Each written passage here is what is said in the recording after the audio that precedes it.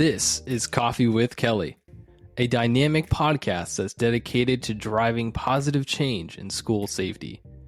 I'm your host, Ethan Woodman, Product Marketing Specialist for Crisis Go, and I'm joined by my esteemed colleague, Kelly Moore, Senior School Safety Specialist for Crisis Go. Our mission is to empower you with essential knowledge, tools, and inspiration required to foster a safer and more secure school environment. We hope this podcast will be the catalyst for transformation in your schools. Join us as we continue to dive into the world of school safety. All right. Good morning, Kelly. I guess it's technically the afternoon now, but that's okay. Just barely. Just barely. But good morning, good afternoon. Yeah, it's been a while. I've been traveling quite a bit, so I know. I've been missing you, Kelly. No, probably not. Good travels, but yeah, it's now time to get back into it, right? That's what happens when you're popular and when your expertise is needed. You get called to different events and locations. So yeah, well, some of it was work related, some of it not so much. Well, that's true. You did go on a personal trip. A wee little vacation. I think you probably earned that. I'm sure there will be some people who argue that. All right. So let's see. As usual, we will go over a news article. So this article was posted yesterday, but the events that unfolded happened November 25th. Maybe some parts of it are before, so I'll get right into it. So 2 Pasadena ISD students were charged after allegedly conspiring to participate in a school shooting. So this was in Texas. So one of the kids was 17. Another kid obviously was a little bit younger since they can't give out the name. So let's see, the case began on November 25th. So the parent reported that their daughter had received in some manner or form, I guess, of screenshots showing 2 students discussing plans for mass violence at the school on December 1st. So Kelly, tell me, what is the significance of that date? So, well, let's talk about when the discovery or the investigation started, right? Yeah. That was likely Thanksgiving break. It was on the 25th of November that it all began. And it was reported that the incident was to occur on December 1st. And we've talked about this many, many times. And most recently, we believe it was 2 podcasts ago, about having a higher state of vigilance after a holiday break or an extended school break, because it's been found that for many reasons that you're more likely to have an incident occur after a significant break. Thanksgiving, Christmas, spring break, 3 or 4 days in there, right? You're more likely in that first 2 weeks back, you're most likely to have, if you're going to have one, you're most likely to have it at one of those times. Coincidentally, or maybe not so, based upon the data, this was to occur the day after they got back from Thanksgiving. Significant in that it was 2 people. That's true. Because we always hear at every incident, initially the reports of shots being fired is multiple people. And we've talked about why that occurs. So the initial report is almost always at least 2 shooters. And it seldom is. Of course, Columbine had 2 bad actors. Have we seen an event since then that had 2? I don't remember. I'm not going to say no, but I'm not going to say yes either. I can't think of one. I can't think of one either. At least not in this realm of schools. There's so many dynamics as to why you don't have multiple shooters. And that's why it's so rare to have multiple assailants. First of all, it's much more difficult to convince somebody that your plan is a good plan. Your intentions are good. right?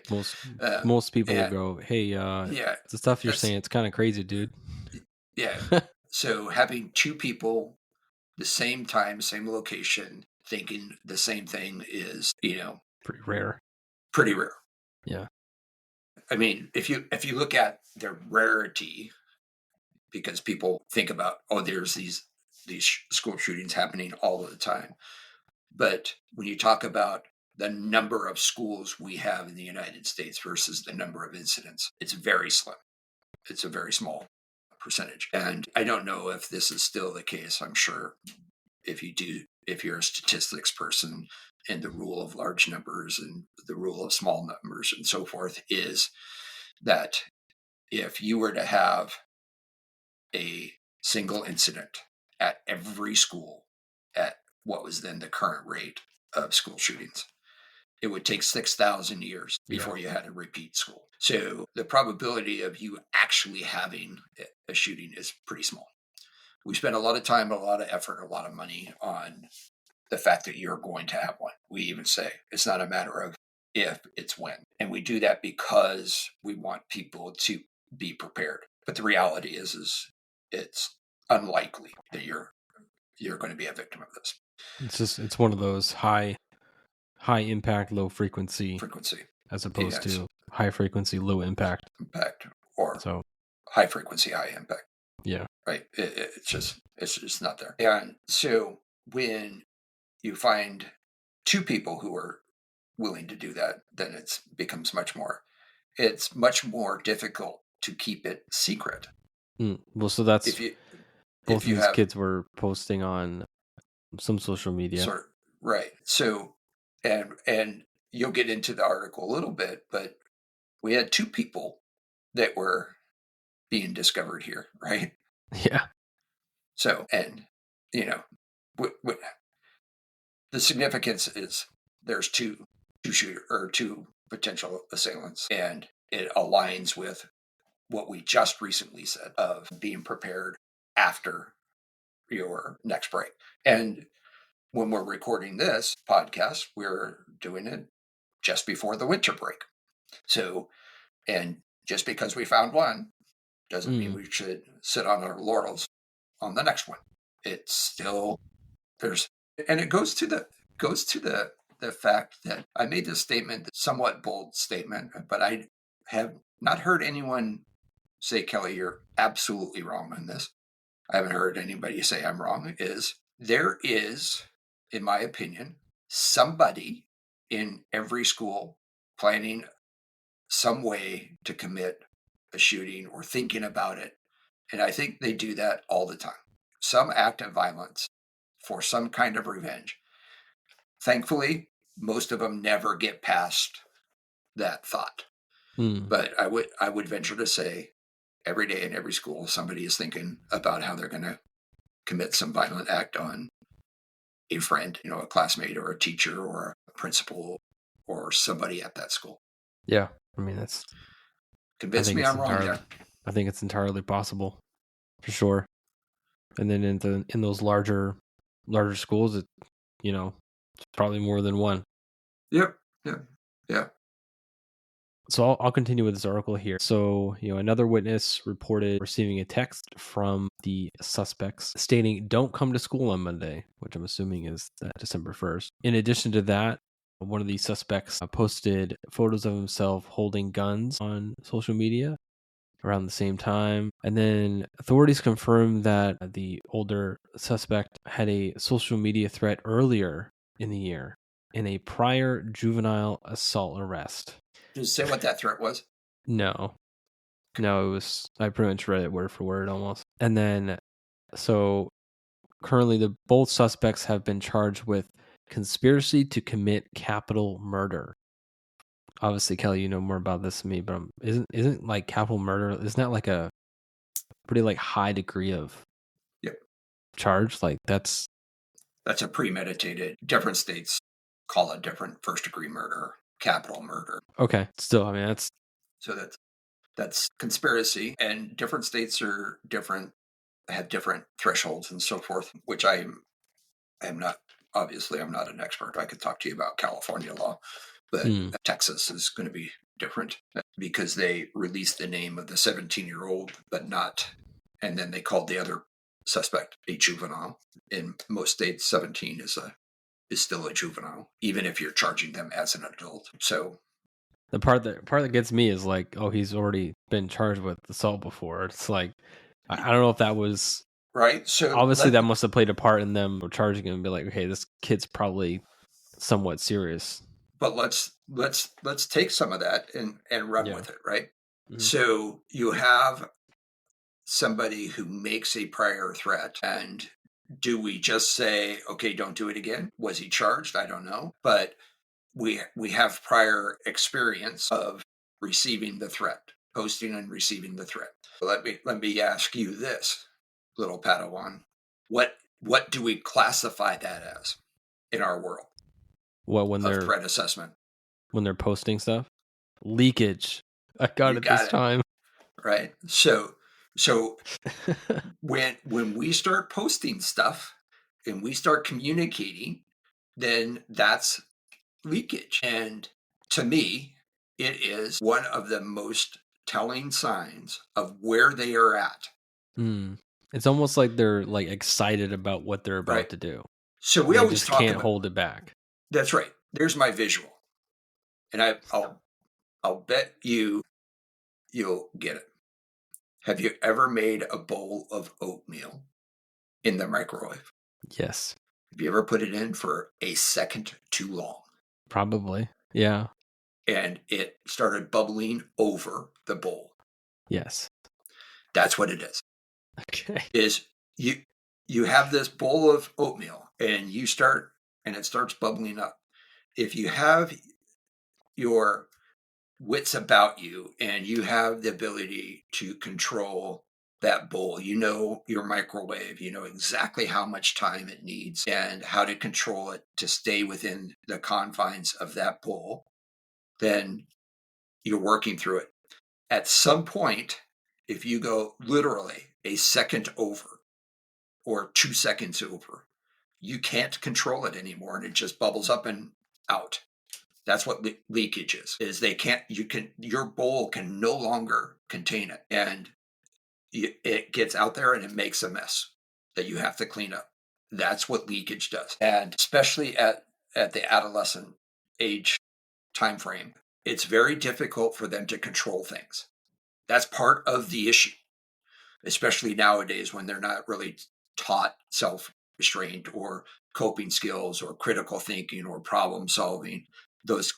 They're not taught that as is a parent. I experience that every day with my 2-year-old. Yep.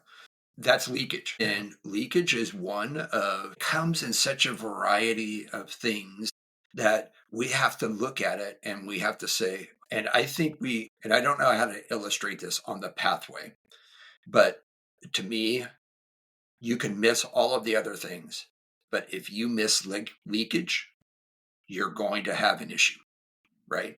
And posting a threat is leakage. Outburst is leakage, right? They can't control themselves. They just got to get it out there, right? And when we start talking about that and identifying and telling people not to go to school on Monday, I don't know about the capabilities, but if they're saying don't go to school on Monday, they're 5 days away, 6 days away.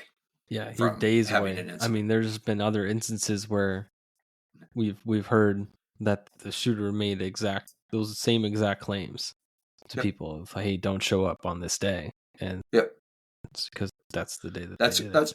That's classic, because they don't hate everybody, right? Well, most people don't hate everybody. They have, like, this person had one friend that was close enough that they invited him to the event as a participant, but they all have friends that they don't want to hurt. Yeah. Everyone else is not, but they have usually a very close knit, probably 5 or 6 people that they sent that to. It's that warning. That's the leakage. Don't go posting pictures was there pictures with firearms? I don't remember. Not in the article that I was looking at. No. There was a video I could have played, but I'm not sure if it was in the video. But yeah, But it really goes into that whole thing that we've been talking about, is the posting, the leakage after school or after a school break, and at what point do you take it seriously, right? And if you have a prior event, it would be interesting to understand how they handled the prior event, right? And I'm an advocate, and more so, that when there are certain arrests made by law enforcement, even outside of the school, the perimeters of the school, the hours of the school, law enforcement should be saying, does this pose a threat to the school? And we've talked about the difference between a law enforcement, what constitute a threat in law enforcement, and what constitutes a threat at the school level. Two totally different things. But if we're going to get a handle on it, we need to start talking and understanding those differences and what it means to each other. It's easy when you have a clear-cut criminal threat. Threats being made, capability, plans, all of that stuff is very easy.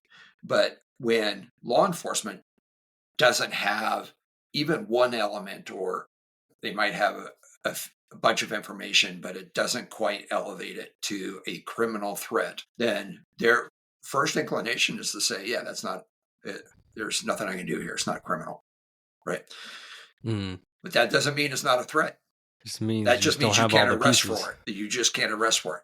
Yeah. So if there was a threat made 3, 4, 5, 6 months ago, and that was reported to law enforcement, what did they do with it?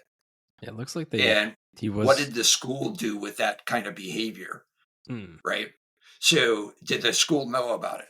I mean, we had this in Appalachia, right? And in Appalachia, we had the suspect in that shooting had made, or had been the subject of an investigation that had made threats in another county, online, I believe they were. And law enforcement cleared it with, it wasn't a threat.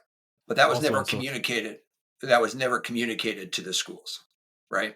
And then we have this incident. So it would be interesting to find out how that first online posting came to be and what they did with it and how that was treated. Yeah, that's the part. It doesn't really go into like what the actions were that got the suspects in custody, basically. They don't really go into that. At least that article, anyways. Well, I mean, it was reported and then it was confirmed, right? So somebody saw it, reported it to mom. Mom told somebody. Somebody took it serious, which is good. This is the way that this type of stuff is supposed to happen. And I'm not knocking the way that it happened, because it really worked out for the better, right? Mm-hmm. So it worked. The system that should be in place was in place, and it worked. See something, say something, right? And whoever she said it to was the right person, because something happened after, and the investigation, the assessment was made, and now they're under arrest and in custody, theoretically. So that occurred. I'm interested in the first incident, what had taken place, right? So maybe that was the same thing, and they just, I guess I don't know, but it would be interesting to see when that threat was made and how it was reported, and then how did they deal with it, and how, and this sounds bad, but how was it allowed to re-escalate to this? Were the posts similar, right? So theoretically, if we're doing it correctly, we've identified the first one, and we've been working to keep them off that pathway. And sometimes it's going to fail. Don't get me wrong. Sometimes it's going to fail. And that's why we look at panic buttons and being prepared to respond, even though we're actively investigating or assessing or doing whatever we're doing. We need to have that ability to respond. What did the school do? Does it say what the school did on December 1st? No, I don't think it did. I'll check again. No, not in this one. That would be interesting to see as well. Did they cancel school? Did they up law enforcement presence, security presence? Did they look at the other schools within the district? I think Pasadena is a fairly good-sized district, if I remember correctly. What conversations in that 5 or 6 day period between the initiation of the investigation / assessment, what conversations were had with the two parties, law enforcement and the school districts, right? To prepare for, or because you can't just say, oh, we stopped it. Oh, we're all good, all clear. We're all good now, right? Especially when you know he's recruited at least one person. Yeah, who's to say he hasn't done? There's not another person. That's right. Which would be Right. even So, more crazy. well, but and here, what's the worst that could? Let me ask you that. What's the worst that could happen on December 1st? That he recruited more people and that you missed them. You missed one, and that they weren't part of the leakage. That's right. Yeah. The worst that could happen is you have a shooting on the 1st, right? Whether it's done by those two or some other co-conspirator that was unidentified. Not to mention the physical carnage and stuff if you had that. But politically speaking, public relations speaking, confidence, all of that stuff plays a big role in it. If you had all this information, you had 2 kids in custody and you missed the third one. Worst case scenario. We always talk about that. And there's many impacts of that.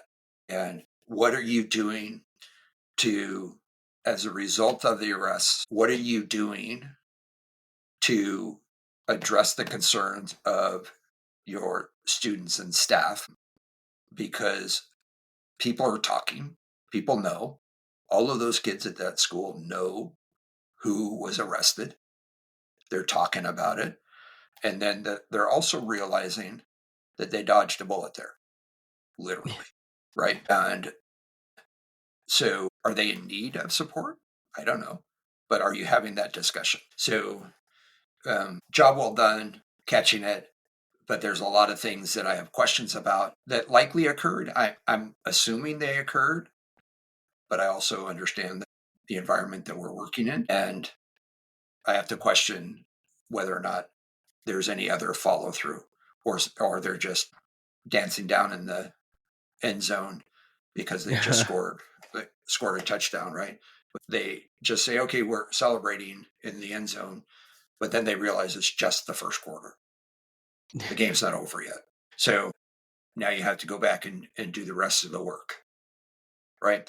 So the investigation of the shooting that I was the incident commander for, I didn't do the investigation. I'm not, but that investigation, even though the suspect was dead, full year before we closed that investigation.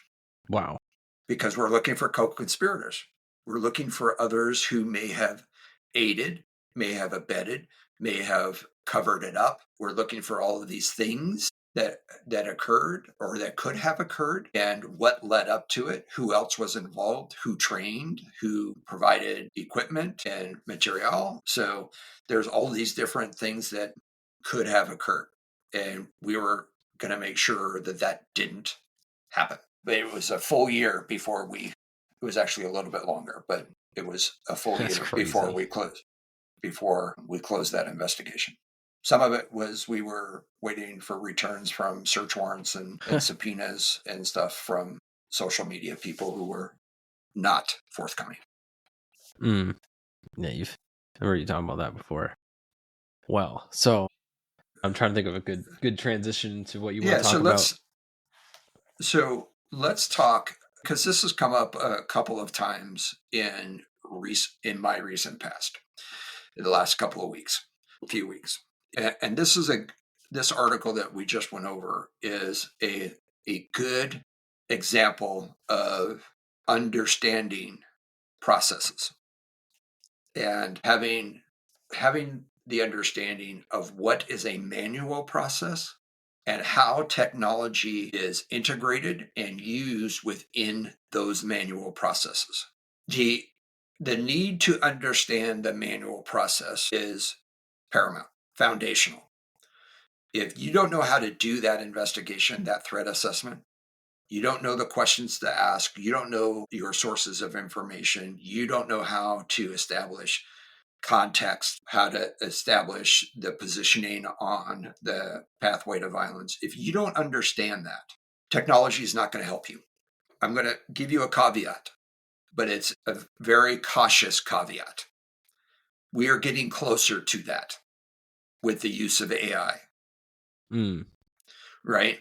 The reason I say we're not there yet is because there's too many differences. It's never 1 + 1 is 2.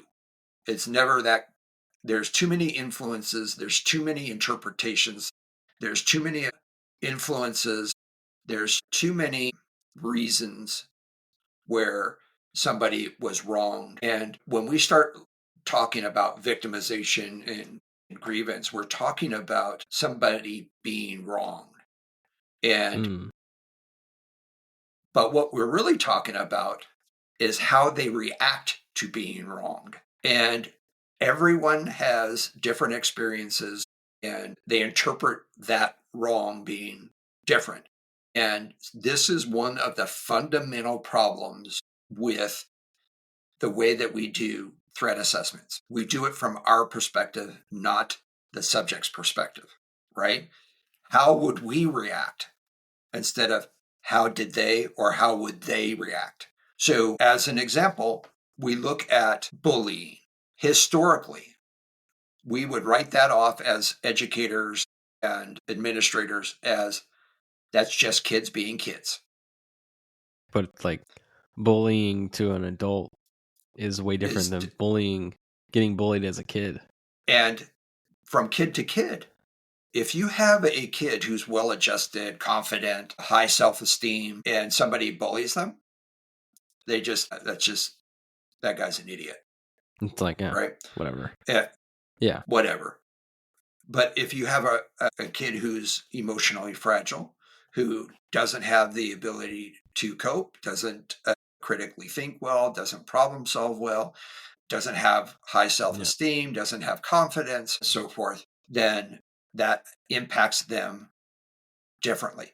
And what happens when that child who's being bullied is being bullied in other aspects of their life or abused or neglected or what have you. And so they're not only emotionally fragile, they're being abused, neglected, mistreated in other aspects of their life, or they have been long before they came into your school. And now we have to take them for what they are, not what we are, not where we came from, but where they came from. And so there's so many different potential influencers there that we tend to take the easy road and say, well, that wouldn't bother me. Well, you're an adult. You didn't experience that. It takes somebody with confidence and good coping skills and so forth to be able to handle that.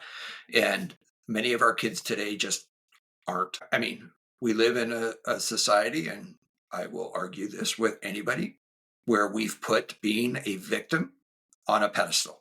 We celebrate victimization, and it hasn't helped us at all as a society. And so we're more and more seeing people who embrace the victimization. And in fact, in many cases, being a victim has been legally justifiable to do things that were indirectly related to whether or not they were a victim, not directly, right? So if somebody's being victimized and they defend themselves, that's pretty simple.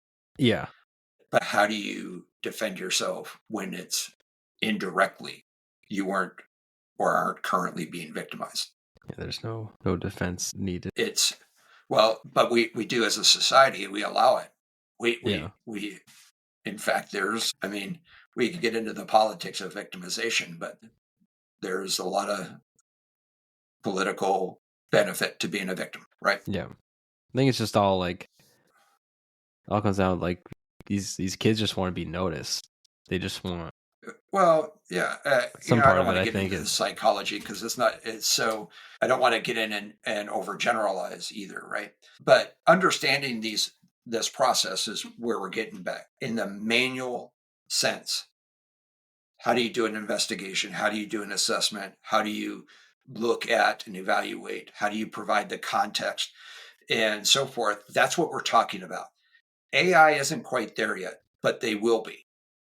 I mean, it's good. I feel like it's gonna take a long time for AI to get like the There are people emotional who said emotional there are people parts. who say that we are very close. I don't know.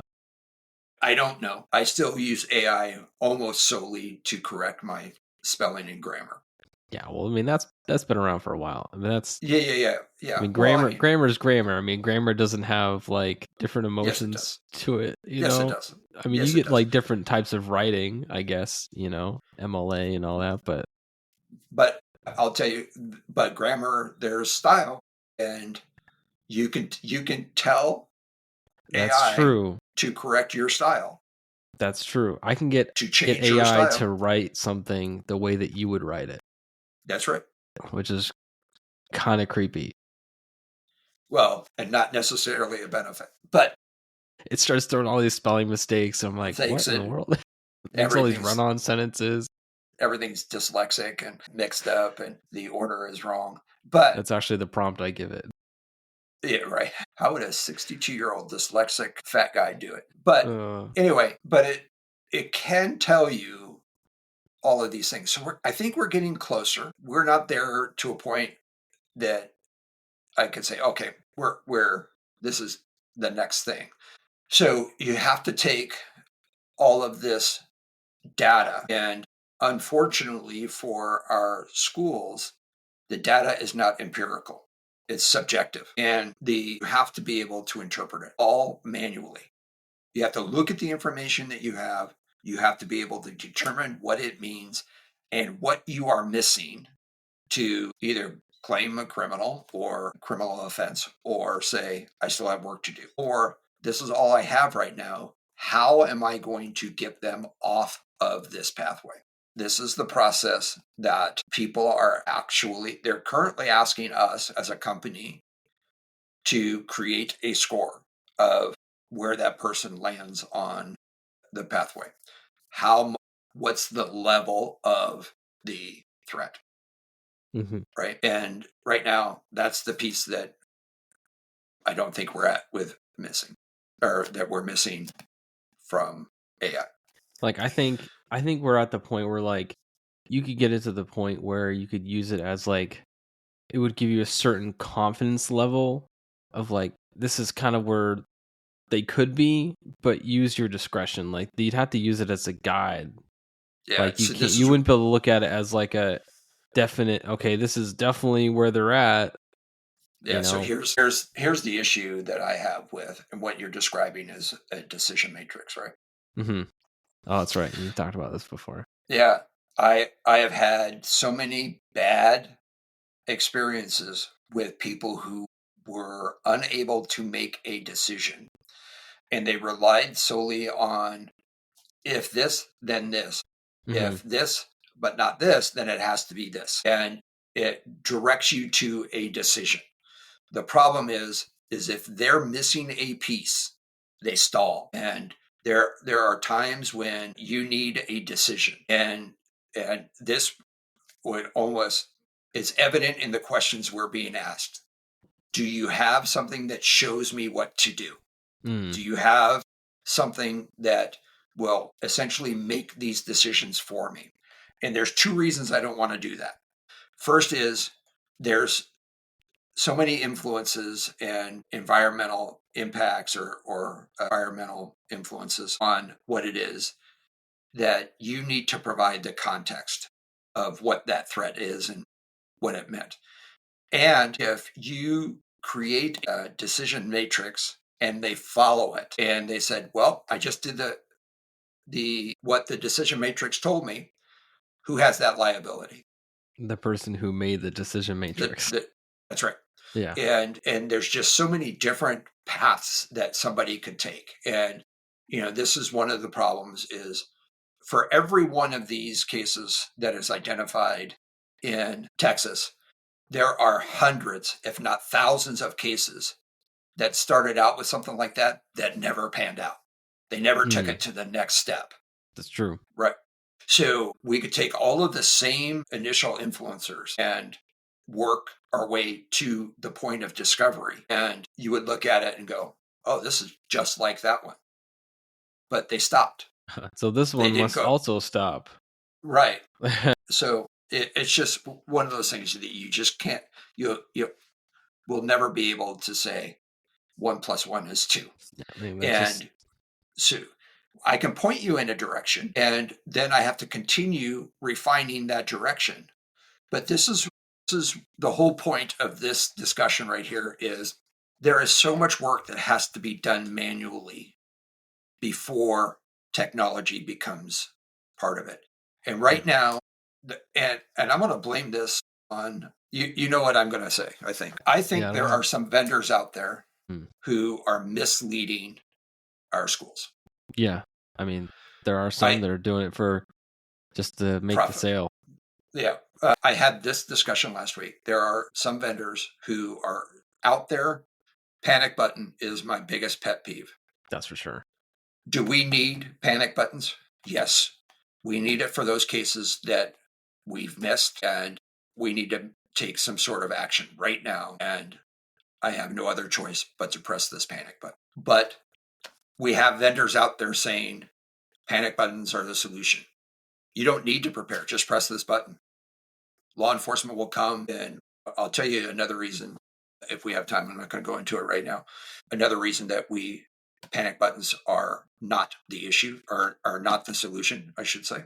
As we move forward, we have to understand that if something fails or we don't have technology, we have to understand what to do, because you're still responsible for your response. Mm-hmm. And technology can't help you if you don't know what to do. If I send an alert, a lockdown alert, and you don't know how to do a lockdown, that technology is not going to help you. Yeah, doesn't do anything for you. Even with us, we say locks, lights, out of sight. Locks, lights, out of sight. But where? What locks? Yeah, right. I can't tell you where to go. That's on you and your That's plans. Right. That's right. And I think most of us are past that. But I make an assumption. Yeah. That everyone understands what a lockdown is. Everyone understands what a secure is. Everyone understands what a hold is, evacuate, shelter, so forth. And we make that assumption. And we're 26, almost 27 years past Columbine. And we're still working on the basics. And technology, here's one of the things that when I talk to technology and bringing it into a school, and I talk about manual processes, it becomes apparent that educators want it to be simple. And I totally get it. Let's make it simple. But the use of technology allows us to combine several steps. And probably do them quicker. Much quicker. But if you don't know what those steps are, and you then try to insert manual steps or take away manual steps, and you try to manipulate it, not understanding that technology is taking care of those steps, then it causes confusion. It's not intuitive. It causes anxiety. Confidence goes down. Right? If we send out an alert in the press of a single button, I have to press it a couple of times, but it's a single button. I hit the panic button. I accomplish the two most important things when an emergency is occurring. What are they? What's happening and what do you want me to do? That's right. So if I've trained properly and I hit the panic button, it's going to put you into a lockdown. So you may not know exactly what's happening, but you know this is likely a threat, some sort of a very high level threat, and you need to get into a lockdown. And so you hear the alert and you hear lockdown. So now you know that you have a serious incident occurring and you know what to do. Get into a safe portion of your room, lock the doors, get out of sight, turn off the lights. Locks, lights, out of sight, right? But it also does other things. if you configure it correctly, will automatically alert your safety team. It will send notices out to your district administrators, your leadership. It will send a pre-configured alert to your first responders through the PSAP. It will allow those first responders, again, if you configure it correctly, to be linked into the alert and participate in the alert just like they had been at the alert the entire time. So now your first responders who are going to start managing that incident can now manage that incident from the perspective of they have the information. They know what's going on. They can map it all out. So if we don't understand all of those things that need to be done, things are just going out there and you have to take roll, you have to check in, you have to do all of these things. You'd have to do them manually. But now you don't have to call anybody. You don't have to get to your computer. You can do it from your phone and so forth. It's important that we understand, and this is the point, is that we understand all of those manual processes first. Because if we understand those processes and what needs to be done, we can then go to the technology and say, I need to take roll. I need to reunify my kids. Do I need to notify my principal? Nope, that's already been done because I got the alert. He or she got the alert.